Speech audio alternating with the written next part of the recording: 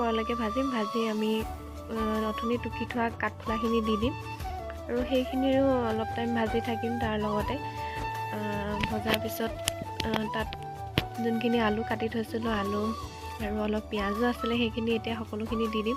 আৰু এনেকৈ জলকীয়া কাটি থওঁতে গোটেইকেইটা দিয়ে দিলোঁ। ইমান নিদিওঁ বুলি ভাবিছিলোঁ, কিন্তু মানে গোটেইকেইটা পৰিয়ে গ'ল যে, সেইকাৰণে দিয়ে দিলোঁ। আৰু খোৱাৰ সময়তহে গম পাম আৰু কিমান জাল হৈছে। কিন্তু জ্বলাও নহ'লে খাই ভাল নালাগে, সেইকাৰণে জলকীয়া দি দিছোঁ, ৰেড চিলিও দি দিছোঁ। আৰু এনেদৰে ভাজি ভাজি অলপ সিজিছেগৈ আৰু সিজাৰ পিছত অলপ পানী দিম। পানী দিয়াৰ পিছত উতলাই দিম অলপ। খাবলৈ কেনেকুৱা হয় নাজানিম, কিন্তু কালাৰটো দেখি ভাল হ'ব যেনি লাগিছে। আৰু এনেকৈ উতলাই অলপ ধনিয়া দি দিলোঁ ওপৰত। ধনিয়া দিয়াৰ পিছত ফাইনেলি আমাৰ ৰেচিপিটো আজি কমপ্লিট হ'লগৈ আৰু বনাই। কেনেকুৱা লাগিছে কমেণ্ট কৰিবচোন। আজিলৈ বাই বাই।